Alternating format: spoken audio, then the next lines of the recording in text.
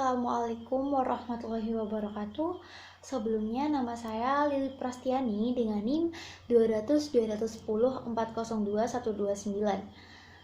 Video ini dibuat untuk memenuhi tugas mata kuliah sejarah sastra. Jadi di video kali ini saya akan menganalisis teori sastra dalam novel Laila Majnun karya Nizami Ganjavi yang seperti ini covernya. Semoga terlihat ya seperti ini. Tapi sebelum kita akan membahas ke topik yang lebih lanjut, ke topik inti, di awal video saya akan memberikan 2 fakta menarik mengenai novel ini. Fakta menarik yang pertama, novel Laila Majnun ini merupakan salah satu novel yang mengangkat kisah romansa yang sangat populer di kalangan pembaca. Fakta menarik yang kedua, novel ini merupakan suatu karya yang diangkat dari kisah nyata yang disampaikan dari mulut ke mulut dalam bentuk syair sehingga menjadi semacam legenda. Untuk selanjutnya, saya akan membacakan garis besar cerita novel Laila Majnun. Jadi diceritakan bahwa tokoh Kais dalam novel tersebut mengalami konflik kejiwaan karena dipisahkan dari kekasihnya yang bernama Laila. Nah, perpisahan tersebut menjadikan sosok Kais yang alim, bijaksana, serta patuh pada orang tua menjadi pribadi yang lupa dan berbeda dari dirinya yang sebenarnya. Sehingga menyebabkan kecintaannya pada Laila melebihi kecintaannya pada Tuhannya. Kita langsung saja ke topik inti, yaitu menganalisis teori sastra yang terdapat dalam novel Laila Majnun. Nah, jika dilihat dari sudut pandang unsur sastra, novel ini mengandung unsur sastra sofistik. Selain karena novel ini merupakan salah satu kisah yang populer dalam dunia Islam, tetapi novel ini juga merupakan sebuah novel yang dikarang oleh seorang sufi dan juga penyair dari Persia yang bernama Nizami Ganjavi. Nah, beliau mengungkapkan pemikirannya melalui prosa, puisi, syair-syair yang sangat kental dengan makna spiritual yang mendalam. Nah, sebenarnya sampai sekarang ini banyak versi tentang novel Laila Majnun itu sendiri, namun tetap karya Nizami Ganjavi ini merupakan versi yang paling populer dari versi-versi lainnya. Nah, juga sudah banyak peneliti yang melakukan penelitian mengenai novel Laila Majnun.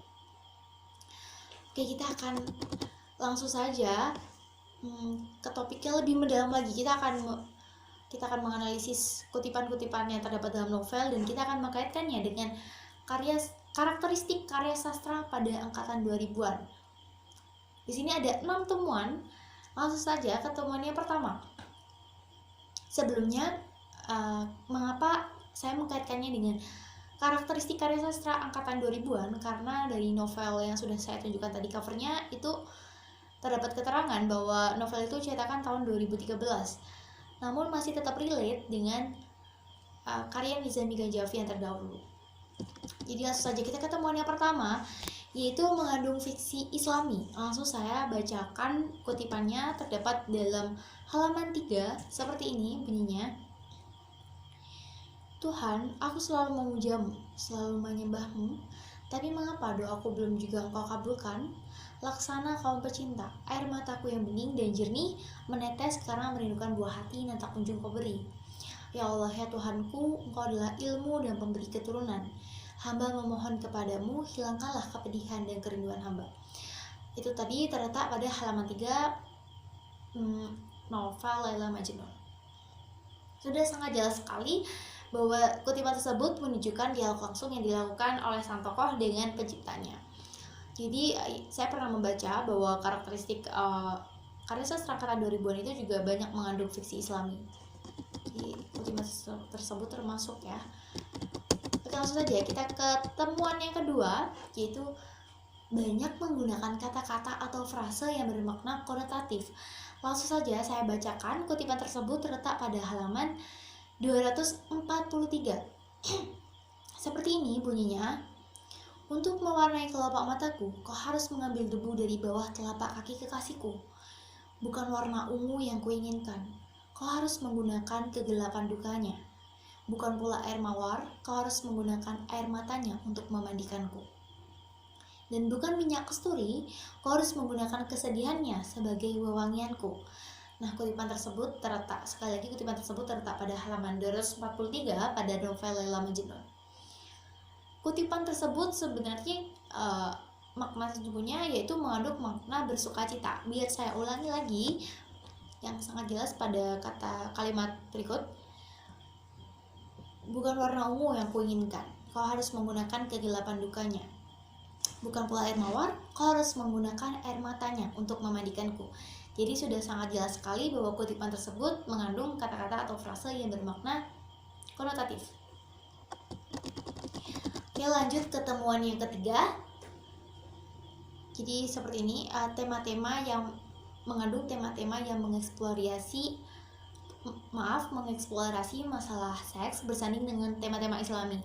Jadi temuan pertama tadi ada unsur fiksi Islaminya. Nah, kalau kutipan ini yang terletak pada halaman 127 pada novel Laila Majnun, seperti ini bunyinya. Lagi, Laila menjerit, kau akan menyesalinya seumur hidup. Aku telah berjanji kepada penciptaku bahwa aku tidak akan menyerah kepada keinginanmu. Kau bisa menyembelih leherku dengan pedangmu kalau kau mau, tapi kau tidak bisa mendapatkan dengan paksaan. Oke, jadi itu ya, masalah seks dengan tema-tema Islami ada dalam satu novel, satu judul karya sastra. Oke, langsung saja kita ke temuan yang keempat. Temuan yang keempat adalah mengenalkan adat tradisional pada masa itu. Saya akan langsung membacakan saja kutipannya, terletak pada halaman 9 pada novel Laila Majnun. Seperti ini bunyinya. Sebagai jawabannya, Laila mengirimkan sebuah anting-anting sebagai tanda pengabdian tradisional. Dalam surat yang disertakannya, ia mengatakan, dalam hidupku, aku tidak bisa melupakanmu barang sesaat pun. Ku pendam cintaku demikian lama, tanpa mampu menceritakannya kepada siapapun. Engkau memaklumkan cintamu ke seluruh dunia, sementara aku menembaknya di dalam hatiku, dan engkau membakar segala sesuatu yang ada di sekelilingmu.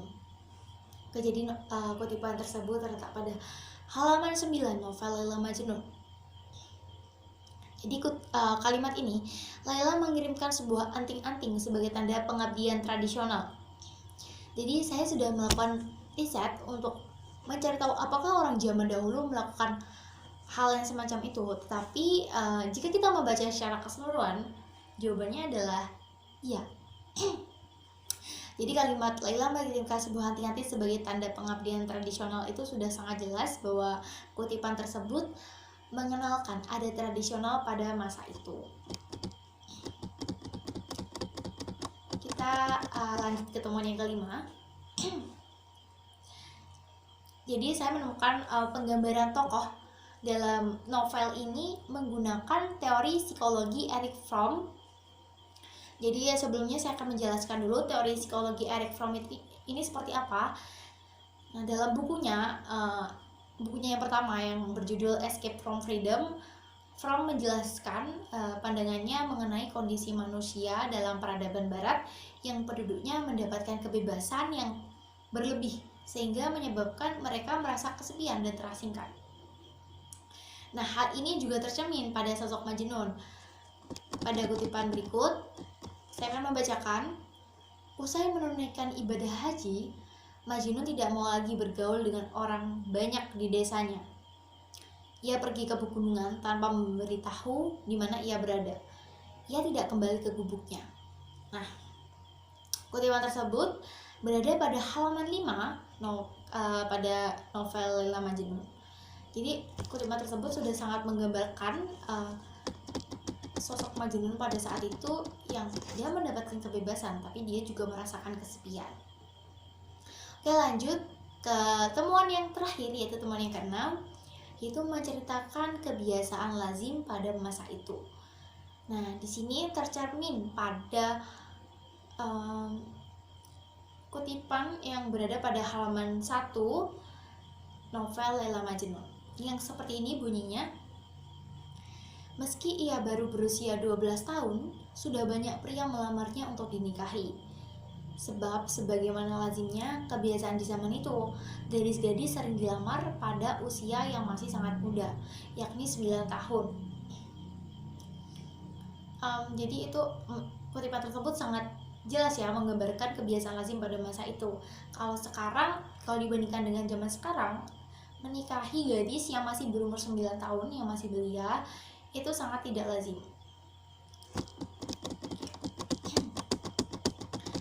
Jadi itu tadi 6 temuan yang saya temukan pada novel Laila Majnun yang ada kaitannya dengan karakteristik karya sastra pada angkatan 2000-an dan juga lain-lain.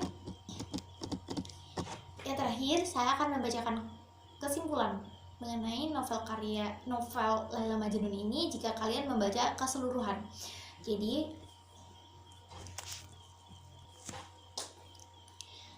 novel Laila Majnun ini mengajarkan kita untuk melihat segalanya dengan kasih sayang.